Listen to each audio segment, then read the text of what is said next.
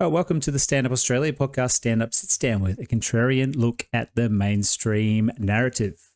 So we're back here with Robin again this week. How you going, Robin? I'm well. I'm going well. I don't know whether you saw this, but I started a bit of a kerfuffle about the patriarchy on my Substack today. So that's been fun. It does seem very fun. Yes. So what happened there? Yeah. Tell us about it. Oh, it was just this. I don't know whether you're familiar with Source Bottle. No, what's that?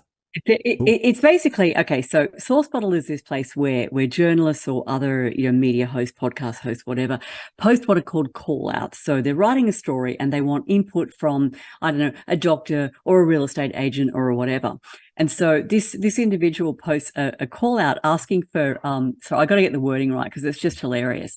Are you suffering from patriarchy stress disorder? So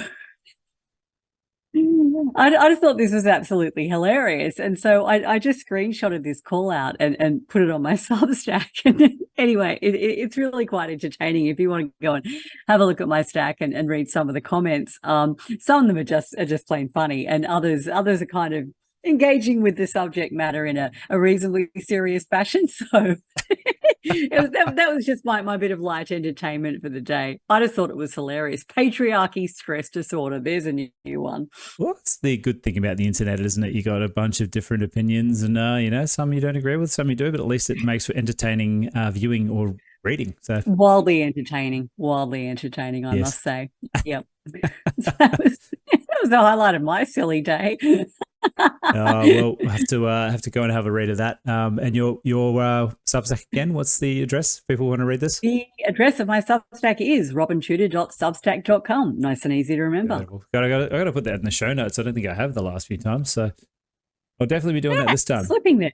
Wealth of knowledge, and also the podcast. It's fantastic. I love podcasts that are nice, succinct. 15 minutes, 20 minutes.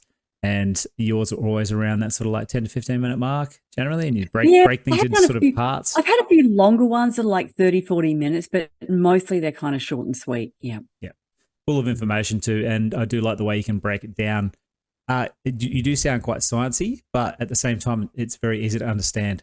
So, yeah. I think that people are smarter than they realize they are. And if you can't explain something, complex to someone, in a way that they can understand, you probably don't understand it yourself. Yes. Yeah, definitely. It's just a whole bunch of hogwash and words that try to make yourself sound a little bit more smart than you are.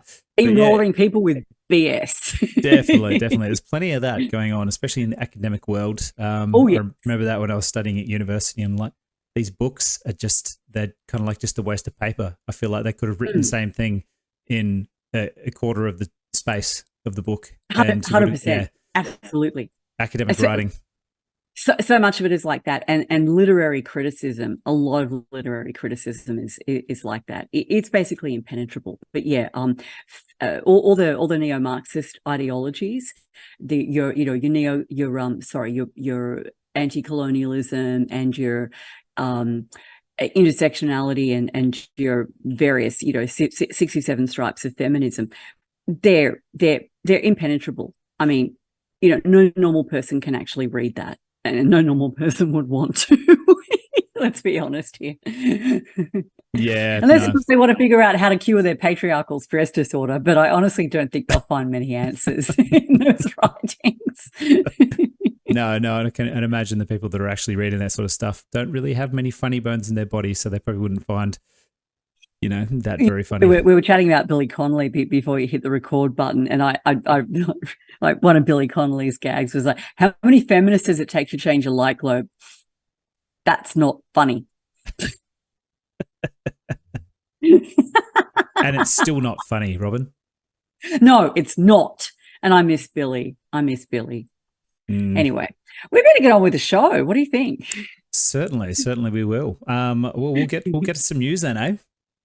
News. Firstly, though, I really want to just remind everybody to have your say.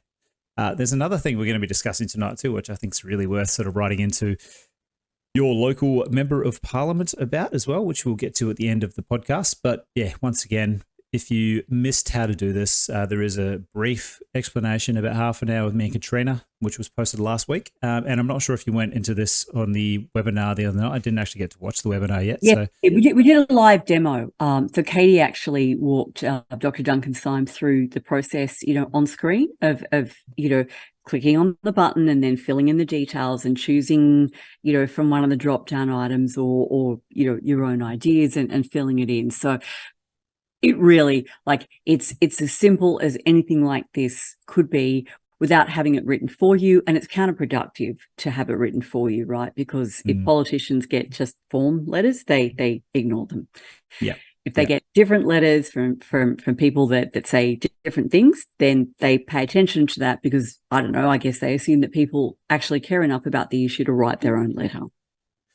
Definitely. I guess if you get a couple of form letters, they're less likely to read the one that actually comes in. That's worth reading. But I did have a friend of mine tonight who sort of said that she didn't know what to write. So I just said, look, just go to the website. Plenty of information there. It'll prompt you. And if you don't know much about it, just have a look at the prompts and then read a bit more and then do it. Yep. So absolutely. And in the end, if you're worried about it, just say you're worried about it.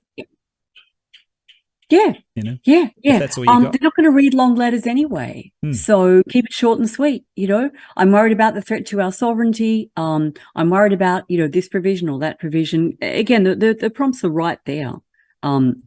The particular topic areas that you might be most concerned about, just pick one of those. Yeah. Yep. Keep it short and sweet. Definitely. So go there again, mysavematters.com.au. All right. Now and also just one more thing, sorry, before we jump into our news items. It was particularly emphasized by Senator Ralph Babet in our webinar, our roundtable on Monday night, that he did not see it as particularly worthwhile for people to contact Labor members of Parliament or senators, because he said they all voted to block and the Labor Party is totally in on the whole WHO debacle, basically. So he said, don't waste your time. Target Liberal and National MPs and senators, and also the crossbenchers, in particular David Pocock and the Jackie Lambie and her that other dude who is in the Jackie Lambie Alliance or whatever it's called. Oh, crazy Jackie! So they're the ones to focus your attention on. And he also said, don't waste your time and effort contacting him or Senator Roberts or Pauline Hanson or because they already know. Yeah. So send them a nice message and maybe a campaign donation. But for your actual letter, send it to a Liberal Party member or a crossbencher. So that was their hot tip. Yeah. Good advice there. Yeah, definitely don't waste your time on that. I guess if you get to the point where you've messaged everybody else, then get onto Labor. It can't hurt if you just, but attack the ones, or not attack, but get in touch with the ones that will make a difference first, rather than the ones that will just ignore it. 100%. Yep. All right, so we'll get into our first story of the night, and this one's a bit close to home. We've got young Peter here, who is one of our head honchos at Stand Up Australia, and this is from that's not a mugshot. It certainly looks like one. So this is from our good friend Cam Wilson. I say that because this is not the first article he's written about Stand Up Australia. But this is what I thought was quite a funny story. It has annoyed a few people in the councils. This basically, I guess I better discuss about what the story is about. So this guy Cam Wilson from Crikey, which is an independent news organisation, which we'll go into why that. Those of you listening to the podcast, Mitch just made the little, the little scare quotes with his fingers. Yes, sorry, quote independent. Always forget that some people can't see me. So he's written this article about a network of conspiracy theory promoting councillors were elected across Western Australia last month. Candidates backed by anti-vaccine conspiracy theory promoting. That's a very, very lengthy description there. He forgot anti-Semitic, though. He really should have tossed that one in. He really and far should have. right. Far right. He forgot far right. Like, seriously, this guy's just going to sleep on the job. No, he obviously hasn't listened to this podcast yet, has he? So the conspiracy theory promoting group have been elected to councils across Western Australia after last month's election, following campaigns in which they played down or hid their fringe beliefs. The group, run by a founder of the Federal Family First Party and his former property mogul wife, encourage group members to campaign on more electable issues and to use councils as springboard to state and federal politics. How dare people enter council? How dare they? How dare they? Campaign to get themselves elected. I mean, who do they think they are? I know. It's people who actually want to make a difference and don't want to be part of that two-party, paradigm. How dare they do that? Now, I love this. I love this here. Born of the COVID-19 pandemic, the group started as a primarily anti-vaccine, anti-lockdown group, which Crikey investigation revealed was behind a group of online anti-Daniel Andrews groups. Since then, Stand Up Now Australia has morphed into a broadly conspiratorial, anti-institutional sovereign citizen movement.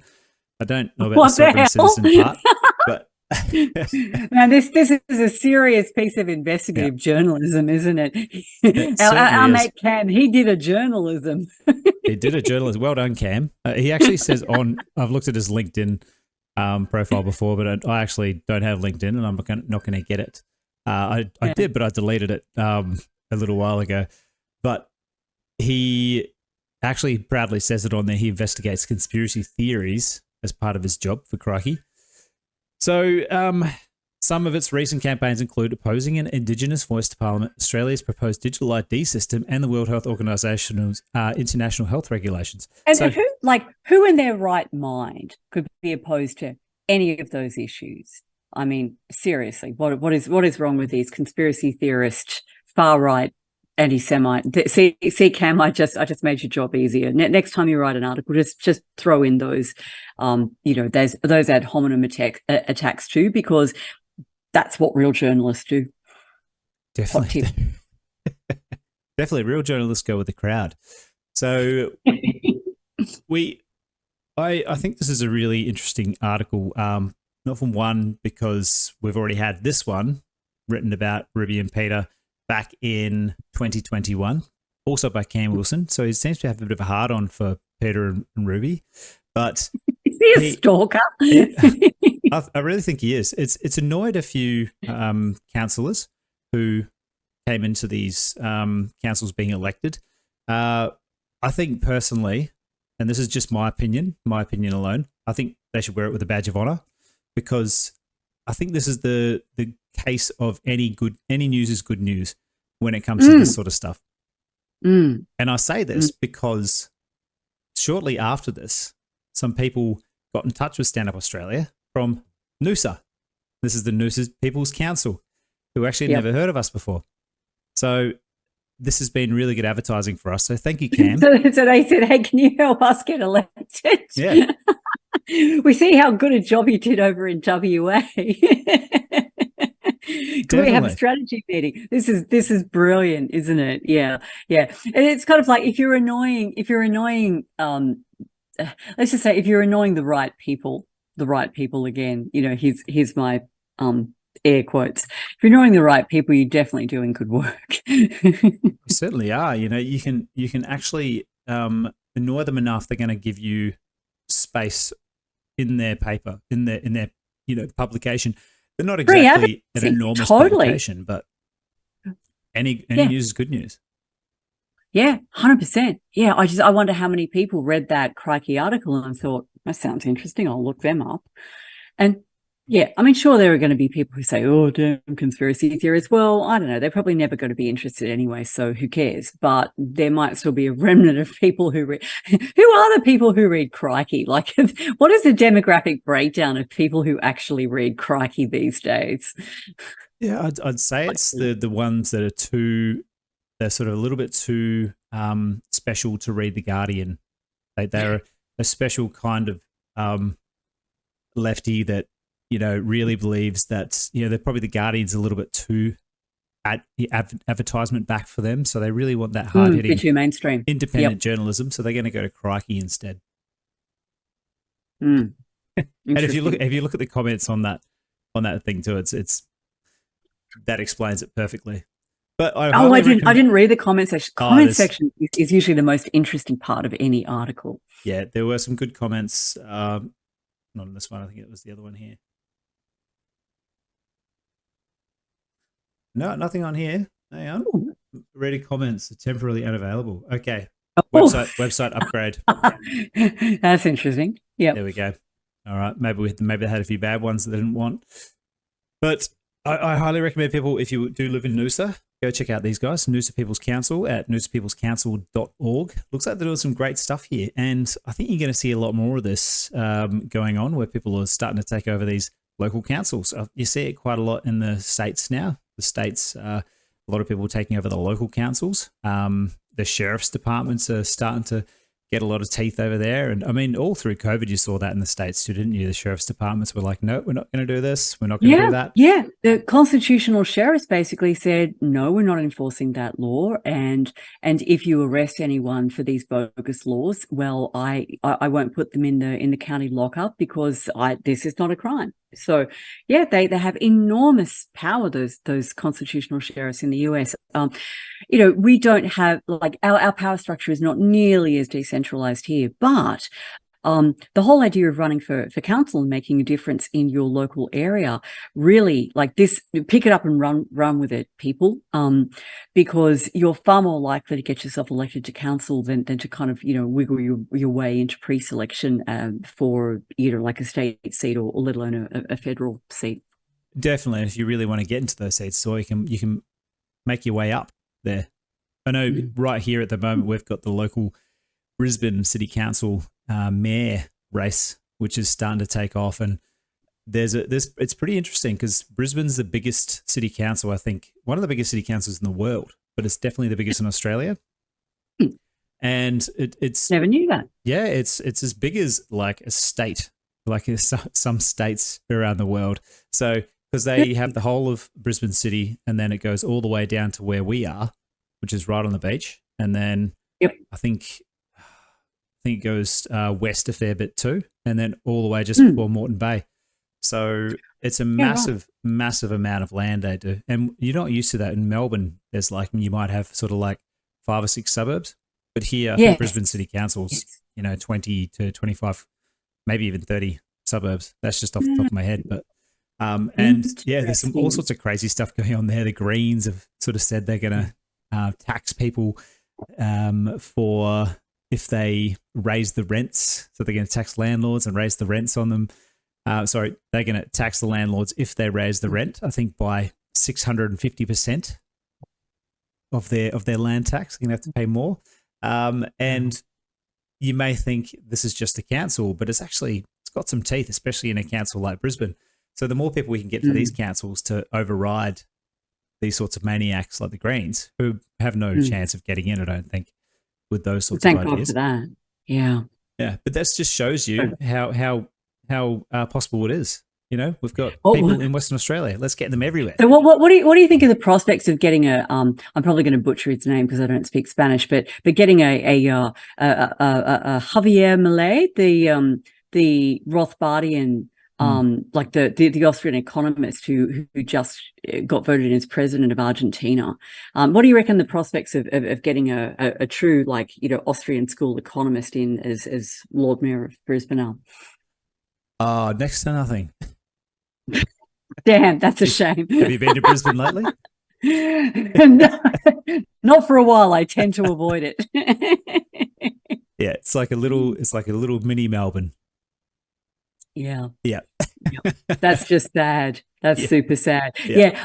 Getting back to the Noosa Council, of course, if I'm not mistaken, I think the Sunshine Coast area has one of the highest percentage of anti-vaxxers. That is the lowest percentage of supposedly fully vaccinated kids.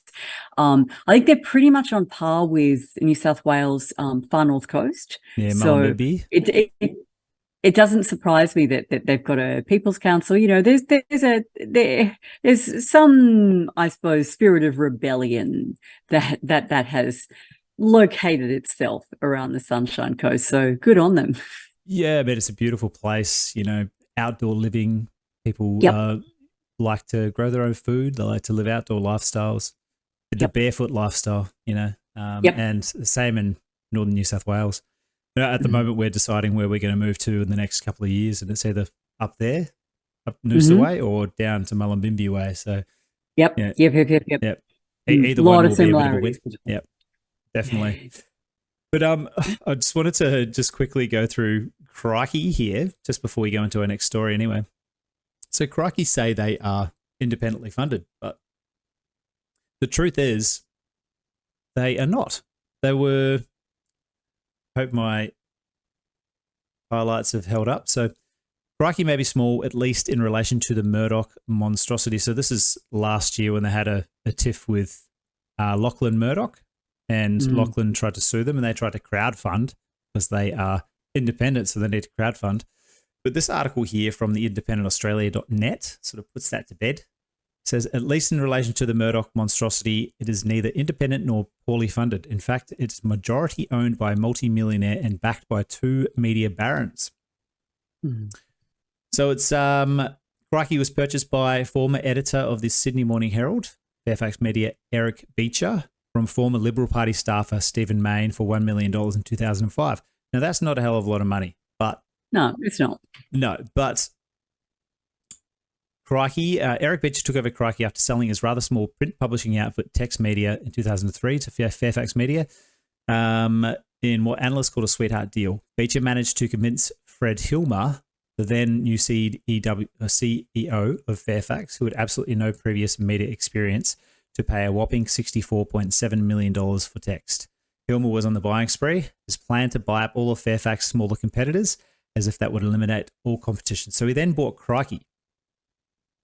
And he used less than 2% of a $65 million payout to take over Crikey and entrench more competition on Fairfax. Crikey's parent company, Private Media, also the owner of Mandarin and Smart Company and a majority owned by Beecher, has a shareholder capitalization figure of over $20 million. Some of the major shareholders include publishing giant Allen and Unwin and global investment bank HSBC. So, the bank for the British East India Company, who was quite happy to launder their drug money. Well, yes, with backers like that, billions and billions of dollars of drug money. So now, Fairfax Media, based on our calculations, JB Fairfax and his immediate family now own approximately 30% of Crikey.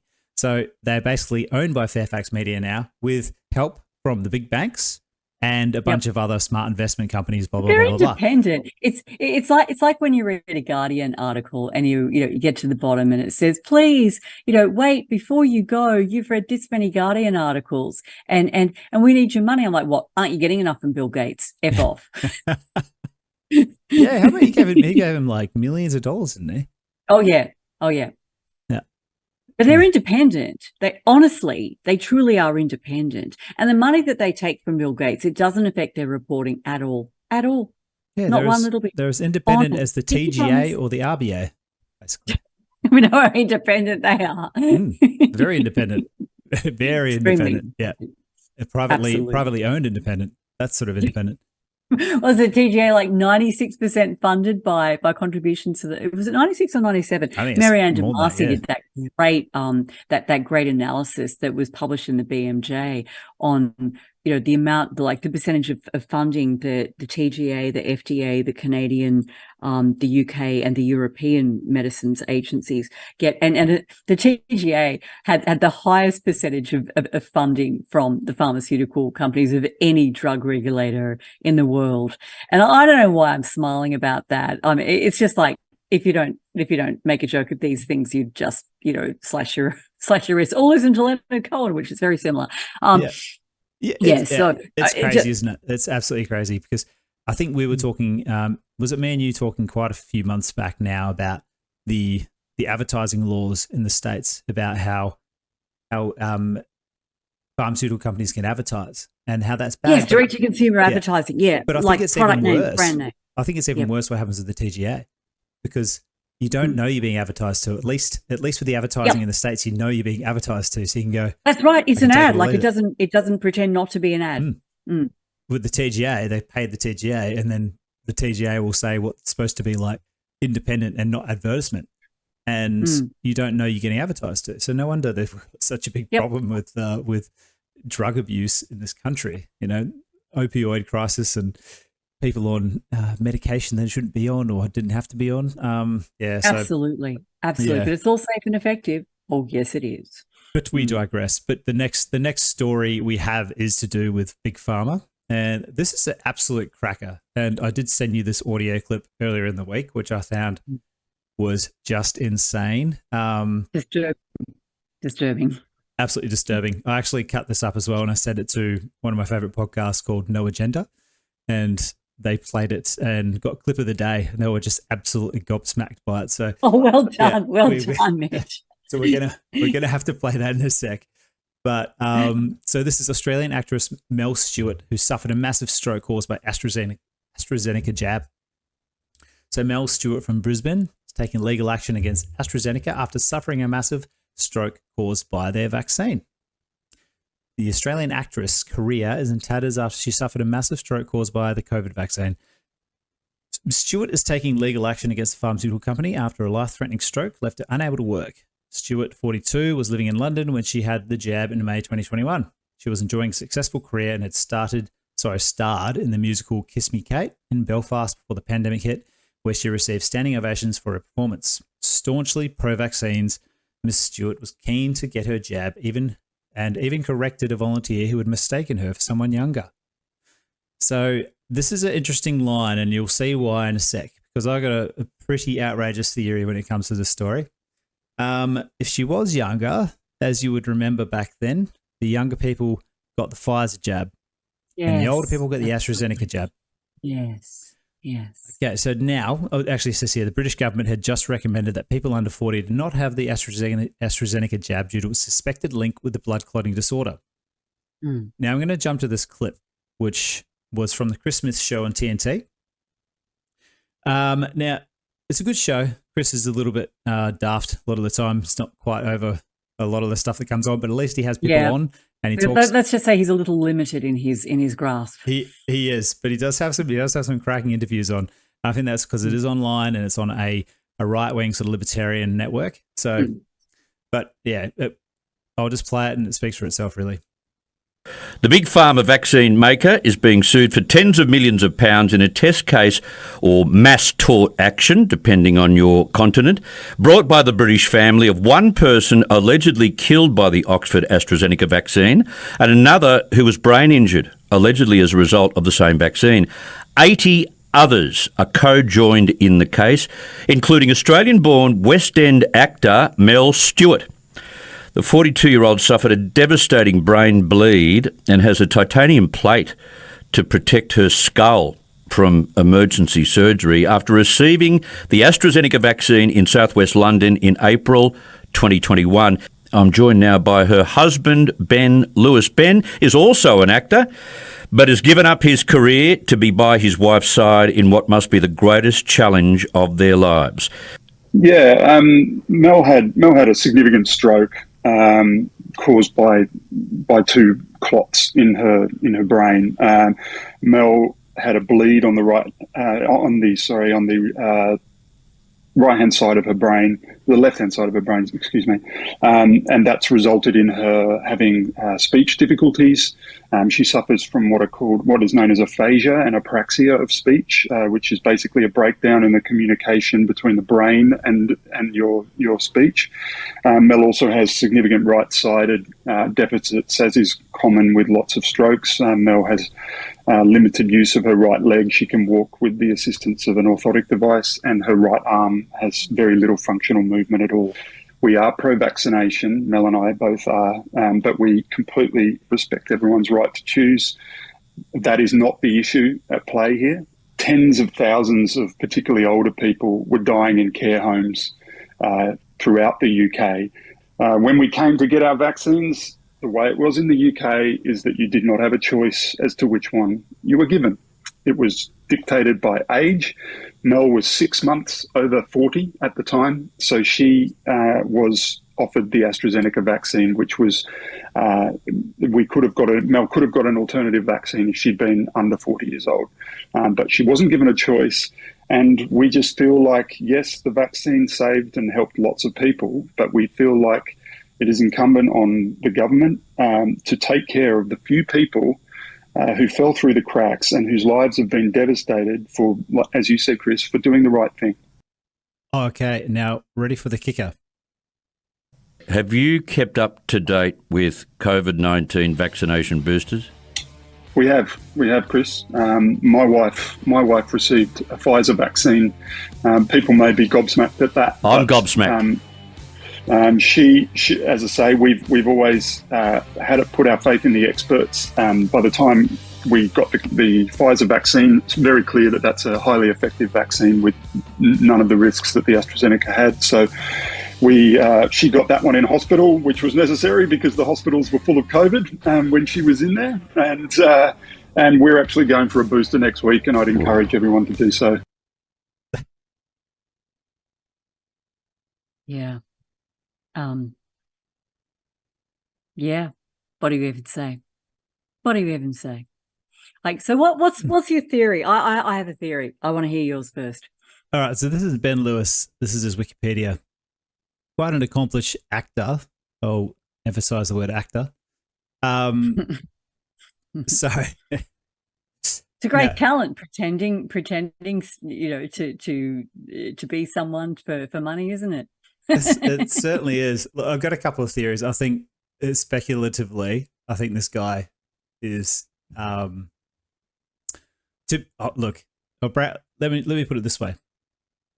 Here's a list of his last performances. So he was in Phantom of the Opera 2017-18, Company 2018-19, The Bodyguard 2019-20, and I would say in the next edit it's going to say Pfizer shill as his next acting job here.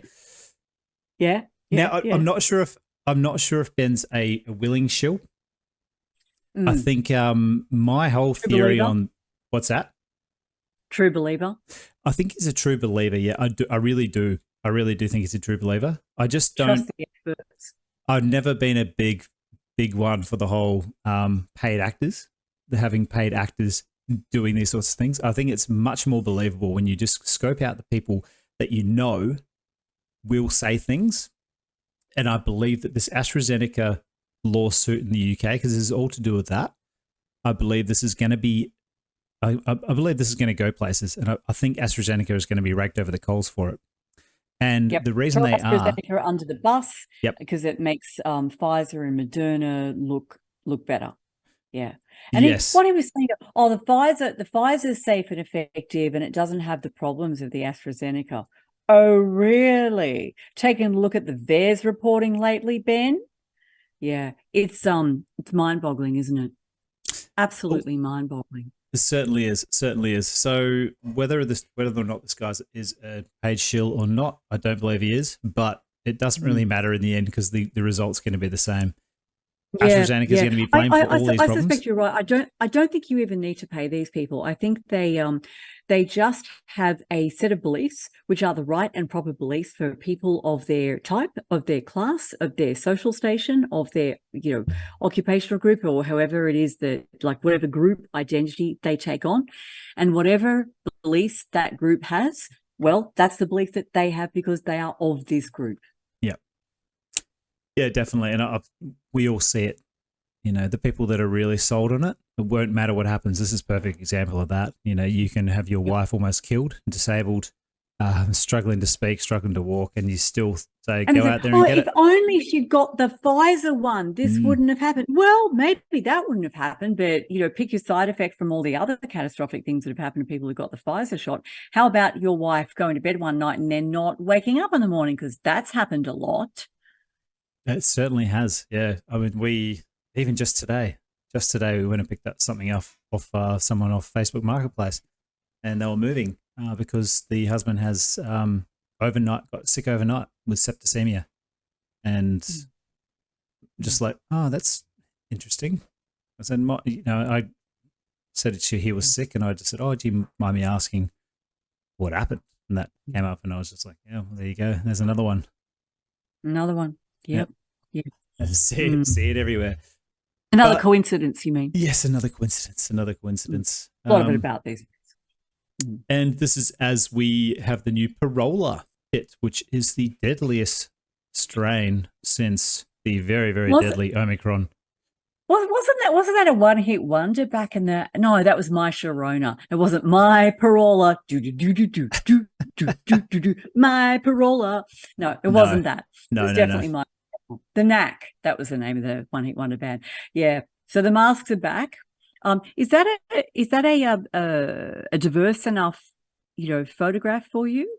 I noticed there was quite a lot of diversity in the photographs on this particular article. They went to the, like the photo bank of diverse people. It has to be diverse. It has to be diverse. Not that you can really tell when they got their face nappies on their heads. So, but yeah, you're right. The mask mandates are back in WA in hospitals. So it'd really be interesting to see how many people pay attention to these things now. Being in a intensely progressive Labor state like WA, I would say that it would be pretty well adhered to. I'd hope not, but most likely. After hearing that last story, anything's possible. People just believe what they believe. And this is 126 Victorians have died in the most recent 28-day reporting periods. 126 with COVID. Whatever. Died of what? Of what? Could you tell me, with revealing their identities, of course. What were their symptoms? How old were they? What was the cause of death, on their death certificate, and how is that established? These are things I'd like to know. Inquiring minds want to know. Wouldn't we all like to know? So 317 people a day this week have been hospitalised, 14 in intensive care. The WA mask mandate was triggered with 57 hospital admissions, 4 people in intensive care, and 4 deaths of elderly citizens over the course of a week. What? Yeah. With what? Like what symptoms? And by the way, elderly citizens too. How freaking effective are these jabs, right? Because Victoria is the most jabbed up state in the country, isn't it? So they jabbed everyone, and then they boosted them, and then they boosted them again, and they still got all these people turning up to hospital again. I'm not laughing because I think it's funny that people are in hospital. I'm just laughing because this whole thing is utterly ludicrous. A vaccine so safe and effective that after your 7th one, you can still end up in hospital with the deadly Parola. Was it this article or the other one that described Parola as the most deadly variant since Omicron emerged? What Omicron, the thing that's a cold, the most deadly version of a cold. Oh my God, say it isn't so. I know. It's insane. Is anyone taking this seriously? And if so, do they have a brain? Obviously not. To be brutally honest with you, they do, but it's owned by the media corporations and big pharma, unfortunately. But the Chief Health Officer Andy Robertson said the immunity of Western Australians was waning, and it was time to bring back some settings. So it's waning. Get another vaccine. Put in a mask. There we go. To bring it right, yeah, okay. So the useless vaccine that you've already had 7 doses of, that's wearing off, and so put on a mask, which doesn't actually stop transmission, as we all know. We're not going to beat that dead horse because the Cochrane review made that abundantly clear. The masks don't work, but you have to put one on, and you also have to get a booster of the thing that you've already had 5 or 6 shots of already that didn't work. But just keep doing it. Oh no, I'm just wondering when the insanity is going to stop. You ever had those dreams where something's just happening over and over again? Like sometimes I have, because I work in a cafe. I've got to own a cafe, and some days I dream that I'm stemming milk a jug, and it just doesn't get any hotter. I'm like, oh, why won't you get any hotter? And it's just I wake up frustrated, and it's like over and over again, the same thing happening over and over again. And I'm just wondering I'm just wondering if this is going to be one of those occasions where I just wake up and go, oh, thank God. It was all just a dream. People aren't that stupid. It was just a dream. Yeah. I haven't had one of those in a while, actually, probably since before COVID. That is, I got to say, that is a weird ass thing to dream about. It is. Like, when you're working a lot, you tend to not leave your workplace even in your dreams. So Yeah. I do remember like my first job when I was in high school. I worked at Best and Less, and this is back in the days when they actually had ticketing guns, and they would put me on the fitting rooms, which was boring as hell, and I'd have to use a ticketing gun to ticket items, and like when you've done that for 5 or 6 hours straight, I can actually remember having dreams where I was like ticketing these things in my sleep. There you go. So yeah, I hear you. This stuff gets weird. Yeah. Dreams are a funny thing. These are a really funny thing. Thought recently Unlike masks, which are just dumb. They're just dumb. Like, seriously. Yeah. I've thought I was listening to Jimmy Dore, and he's talking about how he started writing his dreams down every night. He's doing an experiment where he writes them down and gets some really good insights from there. So I might try to do that again. Yep. Yeah. Yeah, I used to do that. I had a dream journal, and it's funny because the more attention you pay to your dreams, the more you remember them. And in my experience, at least, the more freaking weird they get. So I had some total doozies, and I had a couple of sessions with a Jungian dream analyst. This is way back in my 20s. I used to do a lot more spooky stuff like this. And it seemed like, the night before I was due to have a session with him, I would have the biggest humdinger of a dream of all time. And I reckon it was just my unconscious mind just going, look, if you're going to pay whatever it was, $80 or something to this guy, give him something good to work with. Yeah. Definitely. You don't want to waste your time and your money there, do you? Yeah, that's right. Yeah. Right. So we have seen life expectancy go backwards in Australia the first time. There's no laughing matter. No, it's just so going. I mean, it hasn't gone down by much. So it's life expectancy in Australia has gone backwards for the first time in more than 30 years, falling by 0.1 years in 2020 to 2022. Due to more, which is less than what the US's life expectancy has dropped by. It's dropped by 4 years there. A matter of years. Yeah, 4 years. So the first 2 years of the pandemic had the two lowest mortality rates on record from all causes. Well, it was a deadly pandemic. Of course, you're going to have low mortality in a deadly pandemic way. I know. There's a big problem with that statement there, isn't there? It really is. It says, however, in 2022, the number of deaths increased by 20,000, with close to 10,000 of these being due to COVID-19. That's because we had the deadly strain of COVID, the Omicron strain. That after everyone was vaccinated. Yeah, that's right. That's right. Absolutely. The vaccine that keeps, it's that a keeps you out of good hospital. explanation. It works, though. Safe and effective. Yeah, works and it's safe and effective. So the waves of deaths came as the Omicron variant hit Australia just as we reopened to the world. Actually, the waves of death actually came after the vaccine was released. Yeah, that's exactly right. The waves of death weren't from Omicron, folks. And again, like, do they even read what they write? Do they think about it? So, okay, the Omicron strain emerges, and throughout the world, the death and hospitalization rate drops because it's basically a cold.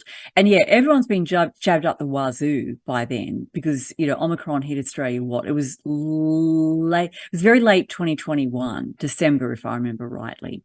By which time, just about everyone had had 2 jabs. And then the booster campaign starts in January when Omicron really began spreading. And they say that that's what caused that's when all the deaths occurred, when the cold hit Australia after everyone had had 2 jabs and many had had 3. Geez, that's a safe and effective product. Certainly is. And now, as we know, it didn't stop transmission, so you can get it. And how many people, obviously I'm not telling you anything new, but how many people went to the hospital with Omicron but also dying from a vaccine injury and then got put down as being a COVID death? Because we know a COVID case and a COVID hospitalization and a COVID death. Yeah. And what symptoms did they have? Maybe oftentimes not even so much as a runny nose. No, you had to get tested to know that you had it. You go to hospital with something else and they say, we're going to test you for COVID. And then it comes, you're positive for COVID. For a broken leg, but you might have COVID too. The COVID might have exacerbated your broken leg. Don't even ask. Let me just shove this tube down your throat and you won't feel fine for very long. Trust me. So despite the relatively large increase in the number of deaths, the effect on the life expectancy was small. Mr. Cho said this is because over half, 56% of all deaths in 2022 were people aged 80 years and over. So precisely what we were saying all in the first place at the start of this whole pandemic is that people were dying when they were really old. Yeah, because a very common cause of death in elderly people is various respiratory diseases, especially pneumonia. And that's why, doctors of old used to call pneumonia the old man's friend, because when a person was really at the end of their life expectancy and they were tired and they just had enough, they would get kind of carried off by a respiratory illness. And while that's sad, there are way worse ways to go than with the kind of respiratory illness that often carries off elderly people. But yeah, suddenly everyone forgot that is what old people have died of traditionally, or a large percentage of old people. Yeah. So earlier projections from Treasury Centre for Population suggested the fall in life expectancy would be larger. 2022 population statement projected the life expectancies to decrease by 0.4 years for both females and males in 21-22, and 0.2 years for males and 0.3 years for females in 2022-23.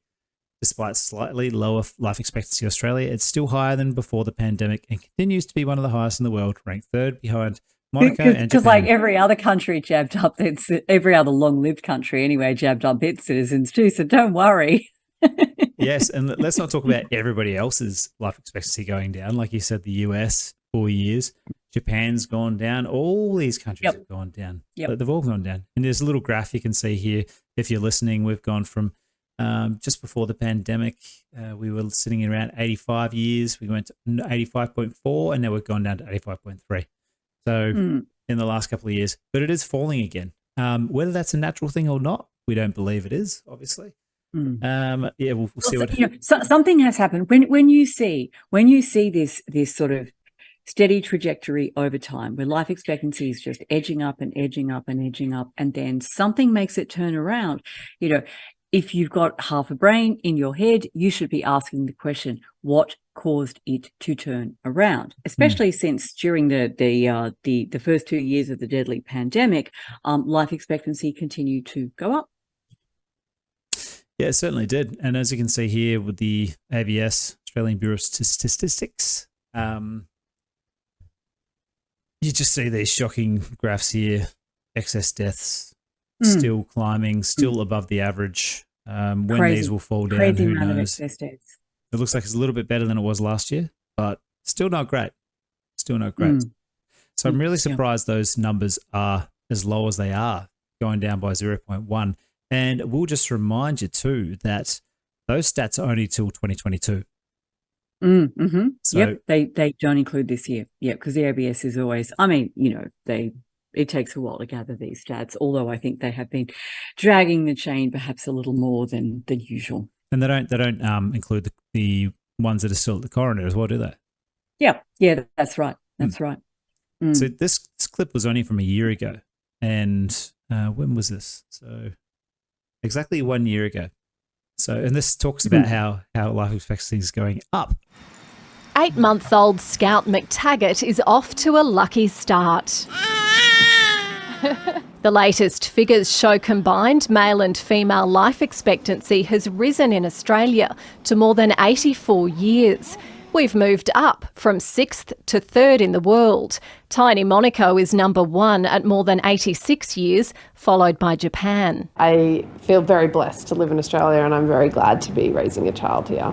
Historically, that's the highest that we've been. There's a gap between the sexes. Females are expected to outlive males by 4 years. Mortality for males, it's slightly higher at every single age. Estimates vary across the nation. The ACT has the highest life expectancy. The Northern Territory has the lowest, and there are differences within the borders. Those in more rural or remote areas have a lower life expectancy. Improvements have been hard won, built over decades through better healthcare and safer work. When Tracy Ann O'Sullivan was born in 1962, her life expectancy was around 11 years lower than her granddaughter's. The messaging about keeping on moving is very important for a long life, for a quality life. The latest numbers paint an overall picture. Updated figures on the much lower life expectancy of First Nations Australians are due out this time next year. And the data doesn't include 2022, Australia's worst year yet for COVID. The pandemic has turned back the clock on life expectancy in some comparable countries, and Australia could follow. The excess mortality that we had, it looks like we are going to have a little drop over there in our life expectancy for 2022. Emma Pollard, ABC News, Brisbane. There you go. How it started, how it's going, hey? Yeah, and we are a year behind, so it'll be interesting to see the same figures in a year's time. I'm betting that it's going to be even lower. And I say that because the magnificent John Campbell has just released this video. Worth a look for the whole thing. I'm just going to play the first bit, but he really shows you the young excess deaths in 2023. And one of these is Australia. So this is going to come down a lot more. I'm picking a couple of years, but what do I know? Well, welcome to today's talk, Wednesday, the 15th of November. Now, we're looking at information today from the United States, from the life insurance industry, that shows deaths in young adults in 2023 so far are 20% above what we would expect. So quite a high increase, and they do use quite strong words like the numbers are alarming, and I'll put the link to the news outlet in the description. So this has somewhat caught the insurance industry off guard, and of course these guys are interested because it costs them a lot of money. The insurance payouts are higher than they would want, because it is an industry, and I'm not knocking that. Life insurance is necessary. Just to give you some examples here, 15 to 19-year-olds, the percentage difference from 2019, well, a little lower, well, about 1% in 2018, up 1%, but that's just fluctuation. Okay, we could argue about the pandemic and being a little higher, but January to May in 2023, 24% increase.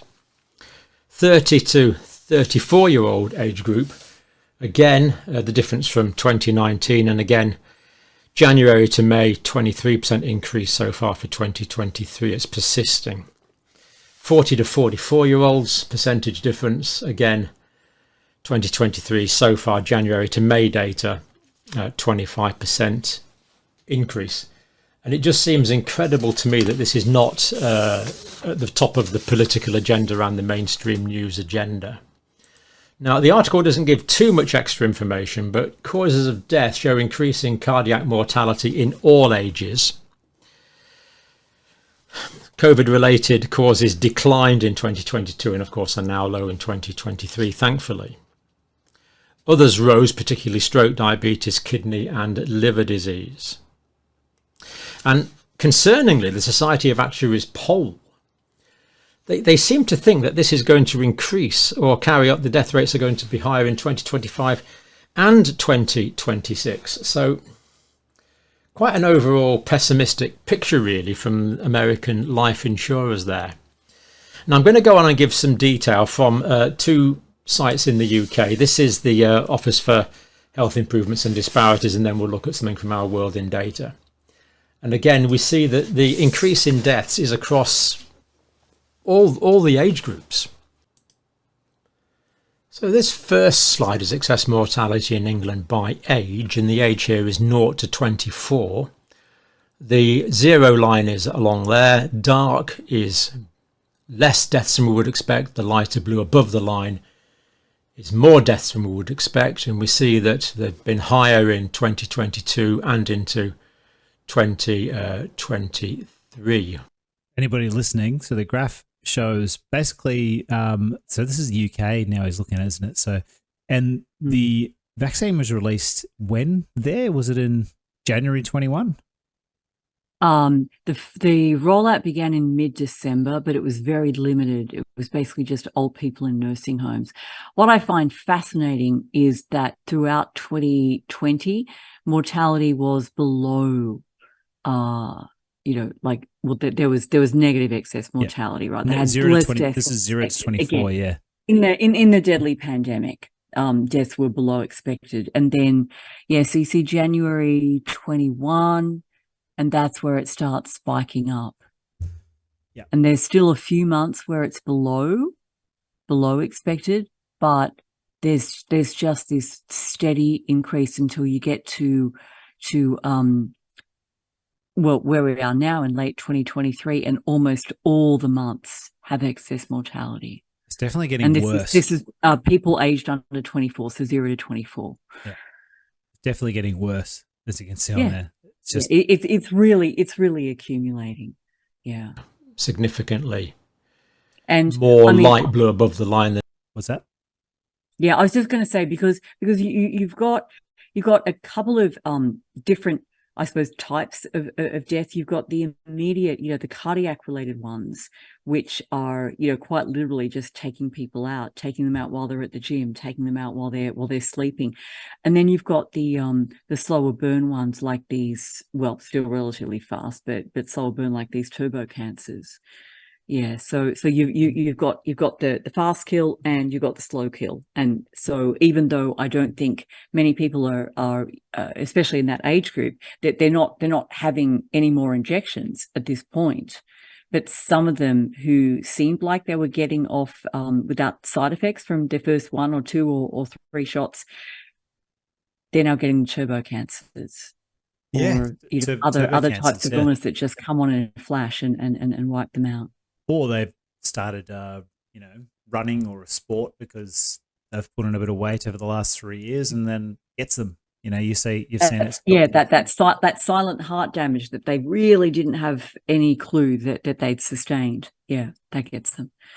Yeah. It's like walking around with a sort of Damocles just hanging over your head. I really feel for people who were persuaded to take these things. Sorry for interrupting. No, all good. Then dark blue below the line. We see it in the 25 to 49-year-old age range. Again, really quite stark. Very few weeks here where the numbers are below what we would expect. Just carnage. This is the 50 to 64-year-old age range. And again, virtually no months where it's below average there. This is the 65 to 74-year-old age range, again, above average typically. And there we see it mostly above average also in 2023 in the 75 to 84-year-old age range. And this is the older age group, 85 plus. So we see that the increase in deaths is in all age groups above what we would expect. Now, the Office for Health Improvements does give some information which is remarkably useful as well on causes of death. Now, here we see ischemic heart disease, and we notice that deaths from ischemic heart disease are higher in 2022 and 2023. So can you explain ischemic heart disease? What exactly is that? Yeah. So ischemic heart disease is where there's been a plaque, a cholesterol-laden plaque that's built up on the inner surface of the arteries, and it will either block off blood supply completely to some area of the heart, or cause the clot to form, which then lodges in the coronary artery. So the actual cause of death with ischemic heart disease is going to be something like a heart attack, or possibly a pulmonary like a blood clot in the lungs. But so ischemic heart disease is what you see more typically as a cause of death in older people. But there is a distinct possibility that the COVID jabs could accelerate that because both the spike protein and the lipid nanoparticle are very damaging to the endothelium, the inner lining of the artery. Yeah, and that's when the cholesterol comes in, right, to bandage up the damage. Yeah, and then, almost like spac filler. Yeah. Yep. It's the fireman that comes to the fire, they say. Yep. That's right. These are cerebrovascular disease, so things like strokes. Stroke. Again, we see higher than average. There you go. So we're seeing circulatory diseases here. This is chronic lower respiratory disease. Now, we actually see here that the numbers are less than expected, which is good. So we're seeing more deaths from cardiovascular disease, but less deaths from chronic respiratory disease.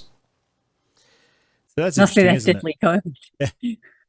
So chronic respiratory diseases are different to a like a COVID, though, isn't it? Yeah, that's correct. That's chronic obstructive pulmonary disease. This is things like chronic bronchitis, emphysema. So it's just absolutely fascinating that deaths from those are going down. Isn't that what we were warned about during the whole COVID thing, though? Wasn't that the whole? We were warned that people with those sorts of things would be highest risk. So We would be at expect those higher to be risk, going up? and actually, and it turned out that smokers had a lower risk of severe illness from COVID. It's really weird. When I got COVID, I was like, well, I can expect my asthma's going to get worse because I'd get asthma, but not badly. Generally, when I'm not eating well or very fit, I got COVID and my asthma cleared up, went the other way. Yeah, it got no, better. That's pretty bloody interesting. Yeah, I didn't understand it at all. I thought it would have been like, oh well. Yeah, that's kind of odd. But anyway, this is not an advertisement for smoking. Folks, if you're smoking, just quit. Okay. But as it turned out, smokers did not have a higher risk of severe COVID. Go figure. But the rest of that video, he goes on for quite a while longer. The rest of that video is in the show notes. Very interesting. All his videos are interesting, quite depressing at the same time. You can really see with Dr. John Campbell how much it affects him a lot of the time. Some days he just looks defeated. He swallowed a big red pill, and you can see that quite often it gets stuck in his throat, and he's having a lot of trouble with it because he was full tilt pro narrative. Wear your mask and get your jabs and whatever. And I know there's some whisperings in the freedom community that he's actually controlled opposition and blah blah blah. I don't think that's true. I think this poor guy just realized at some point, oh my God, I've been had. Yeah, it's the problem with the freedom community. They can't take the wins. They have to. If something's too good to be true, it always is. Or if something's it is just true. It's always too good to be true, should I say? Yeah. That's actually a really good insight. There's like an unwillingness to receive good news, and I mean, like, it is good news that someone with as orthodox a background as him has actually flipped and is now very critical of the narrative. And you could wish that he would go even further. Okay, fine. But I think that he's brought a lot of people with him who would not have come with him if he were more extreme in his statement of the facts as he sees them. Yeah, definitely. People need to be working up slowly too. You can't just jam a whole bunch of stuff at them. And without a doubt, you've seen the same thing with Peter McCullough, guys like that who are pretty pro-vaccine up until 100%, recently. 100%. That's what he said in the early days of the scamdemic. Oh, I'm really pro-vaccine, and I'm a freaking pincush, and I've had every vaccine known to man, and I think they're absolutely great, but just not this one. And now he's saying, do you know what? I think the whole childhood vaccine schedule needs to be very carefully examined. Great, good. And it took him a while to get there. Oh, well, did you change your beliefs about really major things all at once? Most people didn't. Yeah, things happen slowly. I used to be a big global warming guy until I wasn't. I used to me too. abuse people that told me anything different. Like, oh, you just don't know what you're talking about. Turns out I didn't know what I was talking about. What are you, a climate change denier? Yeah, I was like that, until you see evidence on the other side, which he obviously has. Just take the win, guys. Seriously. But by saying that he's controlled opposition, or everybody's controlled opposition, all you're really saying is that you believe that the other side's already won. It's So what's the point? Why try? Yeah, you believe that they're all powerful and they control everything and that Yep. they're going to win in the end. So, okay, well, you might as well just, I don't know, smoke weed or something then. Like, Yeah, why just give up. even bother trying to oppose this if you already believe that they have won? And honestly, I don't really think that they're that smart. They, them, those are that smart. I mean, they're pretty well practiced at a small number of very effective strategies. I'll grant them that. But they're not particularly creative. They just keep they keep doing the same play over and over again with small variations on it. And that's kind of the good thing, because once you've spotted the play, you know, once you look in the past, you say, I see they did it here and here and here, and then you get to recognize, oh, they're doing it here. Right. Okay. So don't fall for it then. Yep. Yes. Yep. And that's it. They've got one way of doing it.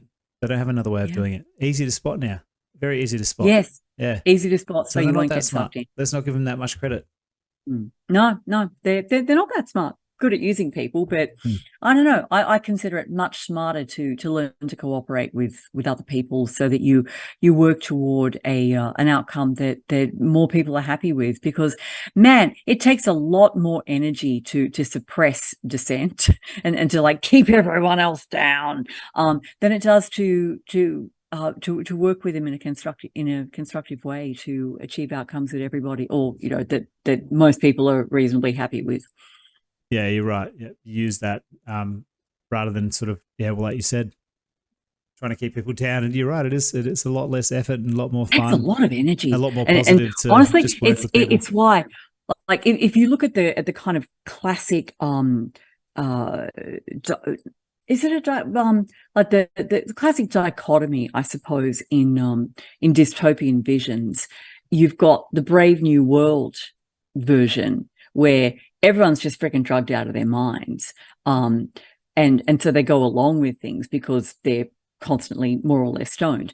And then you've got the 1984 vision, where everyone's oppressed. But Matt, it takes a lot more resources to do the oppressive version, and it's why Aldous Huxley said that in his opinion, the Brave New World scenario was far more likely than the 1984 scenario. So, and again, I mean, I'd say, well, this is still a warning, and Aldous Huxley was not a good guy as far as I'm aware. So we have to watch for that promise. Which, sorry, this is a whole other tangent, and I'd better not go there because otherwise we're going to be up, until midnight discussing this. But I actually have a lot of concerns about the renaissance of psychedelics, and it's not because I think that there's no value in psychedelics. I think they're being pushed by the same people who pushed them in the first place, and for the same reasons. Dope out the population so they don't give much of a crap about anything, and then you can do all sorts of bad things to them. Yeah. We've spoken about this before, and I am more on the pro side of psychedelics, but at the same time, I see your point of view, because I see psychedelics being pushed in the wrong way.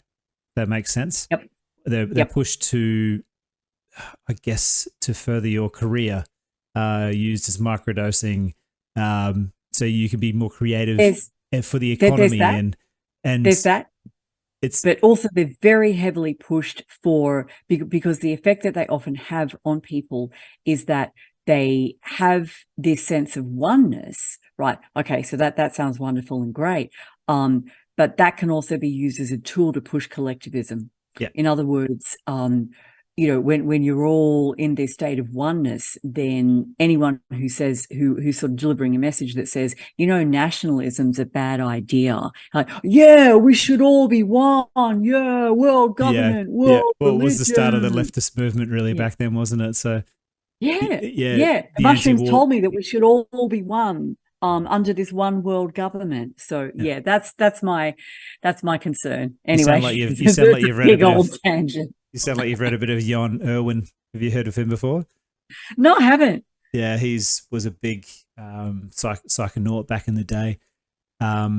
Even actually gave Joe Rogan his first hit of DMT. And is that so? Righto. But completely went the other way and uncovered a lot of, he says it's a lot of truth about the CIA's involvement still to this day. pushing these sorts of drugs. Up to their eyeballs in it. Up to their eyeballs in it. Yeah. Seriously. I mean, as soon as you start pulling threads on, who was Timothy Leary? And what was his connection with Aldous Huxley, and who were the Doors, and what were they named after? Right. And you just start to see it so clearly that whole new age, the new age was a CIA construction, essentially. And the drug culture and the youth culture that came with it was a creature of the CIA, which is really depressing, because it means, like, all that great music from the 60s, it's kind of hard to listen to it once you start realizing, like, who these people were.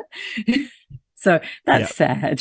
Yeah, it is sad. It is sad, but yeah, it's an interesting topic. Like I said, I'm more on the pro side, but at the same time, I do see. And you're not the only one, not the only person that I respect that I listen to, who thinks the same about these substances. Yeah, and again, it's like, I'm not saying that there's no benefit for the use of these substances. I'm saying the people who are pushing it, like, I don't trust them, and I don't trust the timing of this renaissance of psychedelics. Yeah. I'm highly suspicious about the timing of this kind of like new wave of research and promotion of these substances. Well, especially when you look who's promoting it, like Johns Hopkins are the ones that have primarily been doing the studies on psilocybin, and Hopkins, university, it just engrossed in a whole bunch of New World Order stuff. It's just doesn't make any sense that they would be doing this for any other reason. When you get, when you get Yuval Noah Harari saying, well, we're going to have a lot of useless people and stuff because of the fourth industrial revolution. So I don't know, like, what are we going to do with them? Drugs, I guess. Yeah. Drugs and computer games. There you go. It sounds just like Brave New World. Yeah, right. But that's a coincidence. Yeah. Anyway, what are our other stories for tonight? Because we better get ourselves back on track and stop talking about drugs. We better. Well, the algorithm's going to hear us. They're talking about drugs, Oh, they'd be fine with that, I think. So probably push us to the top of the list. If my theory is correct, they would be. Yeah. So the last story we've got for the evening is about the RBA. This is something that Katrina sent me earlier on, which I had heard a little bit of, and I'm surprised it hadn't come up on the radar because it is pretty serious. And this is a video from the Australian Citizens Party. There is a bit more information on this in the newspapers. Not a hell of a lot, though. But basically, the RBA is about to take over monetary policy completely in Australia. It's been signed off by both parties. It's bipartisan, and what is happening is they are going to be basically, for about the last 70 years, if the RBA was going to do something monetarily, the Treasurer had the authority to veto that. So they're bringing in new laws now for a very specific reason, that the Treasurer will no longer be able to veto the decisions of the RBA. So now they'll be complete control by the private banks. And if you don't know how the RBA works, the central banks, they are basically just run by the central banks. They give money to the central. They give money to not run by the central banks. They're run by the bankers, who are the heads of the major banks: Commonwealth Bank, HSBC, all the above, and all those trustworthy banks. All the trustworthy banks. They make the money. They make whoever has the money has the power. So what they are looking to do, what the government is looking to do for some reason, including the Treasurer who's signed off on this, is to get rid of their own power. So they will no longer be able to have any power over what happens monetarily in Australia. So I'll play this video because he explains it really well, and then we'll discuss. The Labor government under Anthony Albanese and Jim Chalmers is about to commit the ultimate betrayal of the Australian people and our nation. We must do everything possible to stop it. I'm Robert Barwick of the Citizens Party. The issue at hand is, who is the real government? Our elected representatives or the private money power? Treasurer Jim Chalmers has committed publicly to passing legislation that would implement all 51 recommendations of the Reserve Bank of Australia review. including the first one, which says, the government should remove the power of the Treasurer to overrule the RBA's decisions. This act of political treachery, if carried out, would surrender any shred of national sovereignty over monetary policy to the banksters. Labor Prime Ministers John Curtin and Ben Chifley would roll over in their graves if they knew of this sellout. We will show you the history behind this question. Before we do, you should know we're asking you to sign our petition to the Parliament, asking them to go in the opposite direction and create a new public post office bank, a people's bank. We'll say more on this at the end of this video. In 1930, under Labor Prime Minister James Scullin, Australians were suffering deeply in the Great Depression, with more than 30% male unemployment. Treasurer Ted Theodore directed the government created and owned Commonwealth Bank to act as a national bank and issued £20 million of new currency, 2/3 for public works to give people jobs and 1/3 for agriculture. The governor of the Commonwealth Bank, Sir Robert Gibson, replied to the government, "My answer is that I bloody well won't." How could this be? The Commonwealth Bank had been created by the Australian government in 1911 as a national bank, known as the People's Bank. How could the government's bank refuse to implement a government directive? This is the crux of the matter. Who has the ultimate authority over the economy? Is it the elected representatives of the people, or is it the unelected bankers that old Labor leaders called the money power? The 1937 Banking Royal Commission examined this incident and found the Federal Parliament is ultimately responsible for monetary policy, and the government of the day is the executive of the Parliament. It is the duty of the bank to carry out the policy of the government. John Curtin supported the Banking Royal Commission's finding and put it this way: if the government of the Commonwealth deliberately excludes itself from all participation in the making or changing of monetary policy, it cannot govern except in a secondary degree. In other words, Curtin was saying, without this power, bankers are in charge, not the elected government. When John Curtin and Ben Chifley took office in World War II, they enshrined this principle in the Commonwealth Bank Act provision that empowers the government to override the decisions of the bank. Curtin and Chifley used the Commonwealth Bank as a national bank to mobilise Australia's industry to help win World War II. The momentum carried through well after the war. Tragically, in 1996-97, the banksters who think they should be in charge, not the government, succeeded in privatising the Commonwealth Bank and making the Reserve Bank independent of the government. And ever since, the banking oligarchy has had more and more power over our lives. But it's not enough for them. They want any possibility of national sovereignty to be crushed, and Jim Chalmers is acting as their errand boy. This principle, that the government is ultimately responsible for monetary policy, remains in law to the present time. The RBA review admitted this power has never been used in 78 years, but they are afraid it could be because some politicians and the Australian Citizens Party are saying it should be.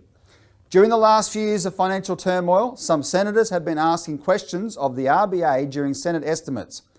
Why can it give hundreds of billions of dollars to prop up the private banks but not invest in things that would benefit the Australian people, like infrastructure? The RBA has answered that such decisions are a matter for the government and admitted the government could indeed direct the RBA to act as a national bank by investing in the infrastructure needs of the nation. Now consider again the number one recommendation of the RBA review. The government should remove the power of the Treasurer to override the RBA's decisions. It's clear, isn't it? The RBA, representing an international banking cartel, is anxious to remove this power and crush any possibility of a return to the national banking policies of John Curtin and Ben Chifley. We in the Australian Citizens Party are going to fight to stop Jim Chalmers' legislation, but the best chance we have of defeating the banksters' dictatorship is to enact legislation to create a new publicly owned national post office bank, a new people's bank. The Citizens Party has written the legislation. MPs and senators from every party have voiced support for such a bank. Many local councils have passed resolutions calling on the Parliament to create such a public bank. Remember, there is nothing so powerful as an idea whose time has come. The time has come to break the power of the banking oligarchy and make that power accountable to the people. We urge you to sign our petition and join this struggle. All right, so I've got the website there, citizensparty.org.au, so go along and sign that. This is due to come in next week, apparently. So, we don't have much time, so maybe get across as soon as you can. But pretty scary stuff. It really is the poly crisis, isn't it? You know, it's just, there are just so many dangerous changes to legislation. You know, you've got the ACMA thing, you've got the WHO thing, you've got this thing, and this. How much of this? We no longer own a television. Yay! So I have no idea how much of this is being discussed in the news. But you know, yeah, it's not at all. That's what I would assume. And so people don't even know that this is happening. And the small percentage of Australians who are, you know, more alert, more awake, more tuned in, more politically active, are just being like, this is coming at us from all sides. And I can't see, you know, any other explanation than that is deliberate. And man, could you get a clearer demonstration that, you know, the left and the right are just two wings of the same bird of prey, right? So, you know, the Labor Party is selling out to the banksters. Oh, big freaking surprise. Yeah. How could they it's not the possibly Labor think this is a Party good it idea? used to be. How could they possibly think this is a good idea? I mean, they could make the argument, well, it hasn't been used in 78 years. It's like, because one of the reasons is because the banks know that they can be overruled. So they're not going to do anything too outlandish because they know they can be overruled. So now that there's kickback, why would you give that power away? Like, you know, what was wrong with the status quo? So you haven't used the power for a while, fine, but you never know when you might need to use it. There needs to be checks and balances on this sort of thing.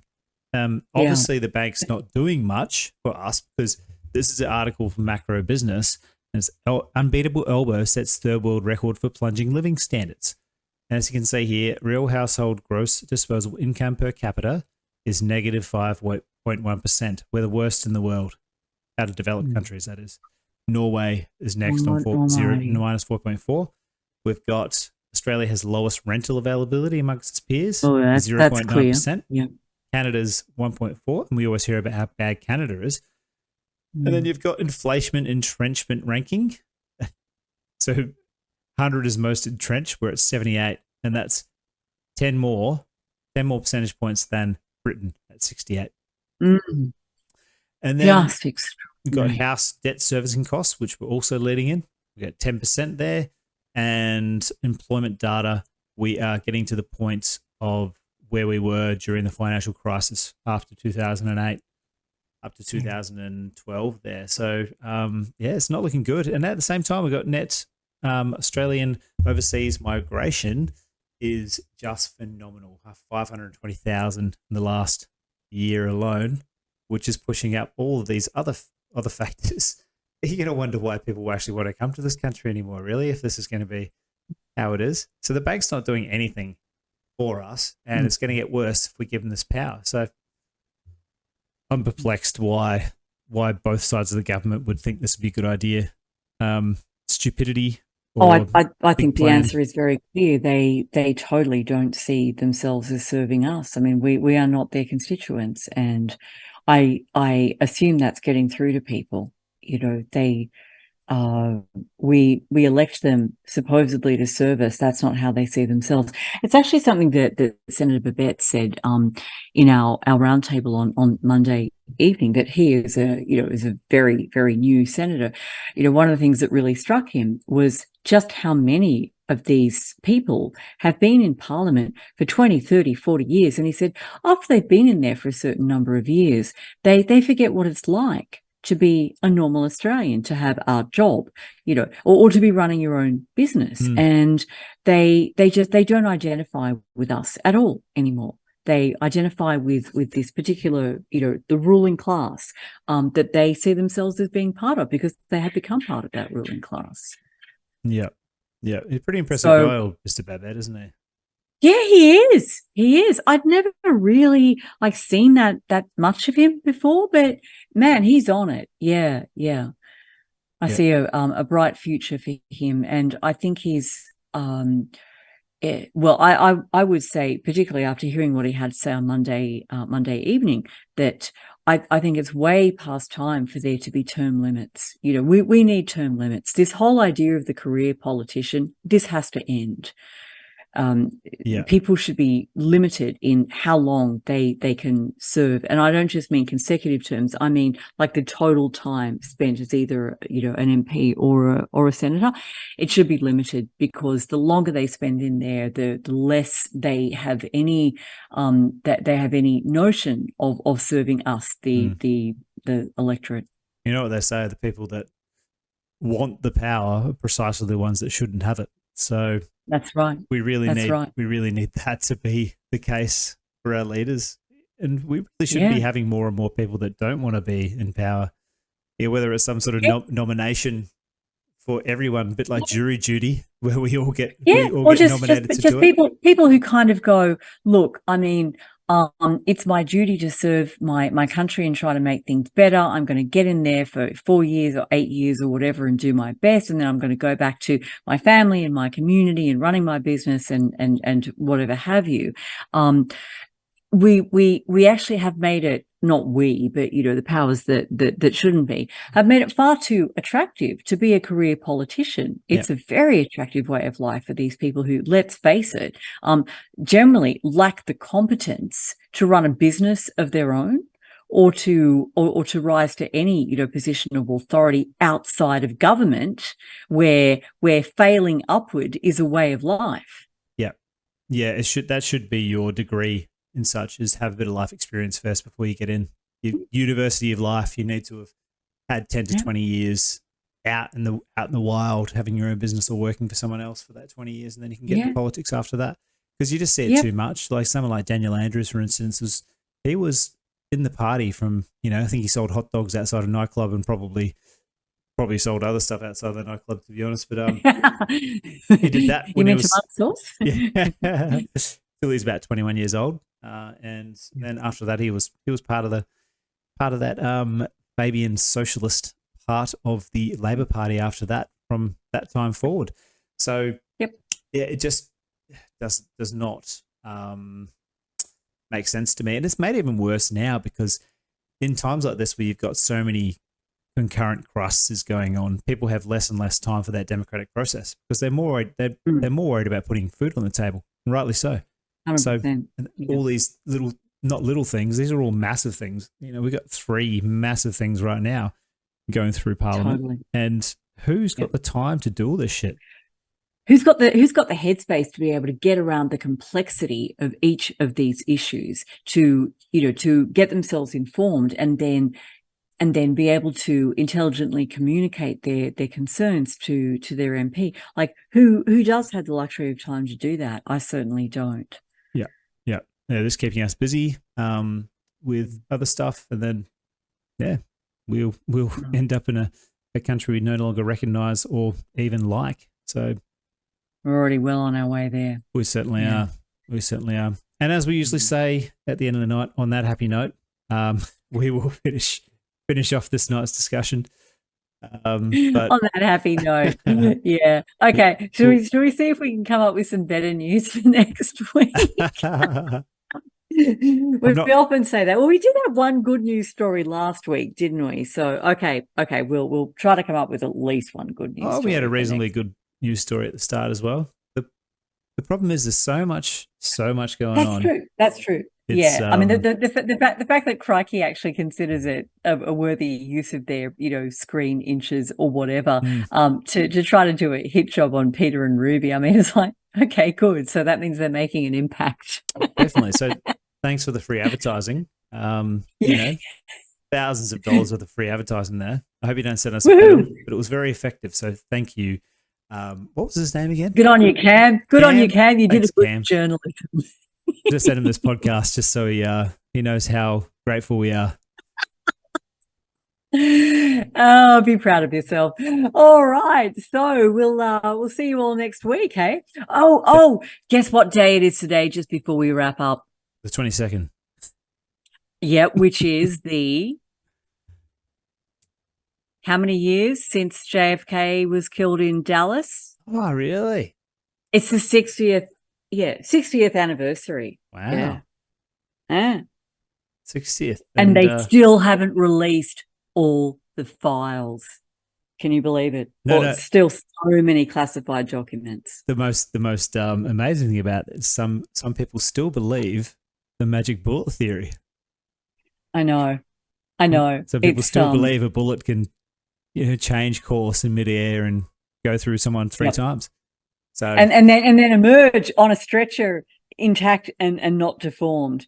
Oh wow, that's some pretty impressive aerodynamics, whatever you call. What's the ballistics? That's some pretty impressive ballistics right there. It's amazing. Yeah. This shows you people will still believe the COVID vaccine was safe and effective in 60 years' time as well. So, oh God, God, I hope not. I hope not. Yeah.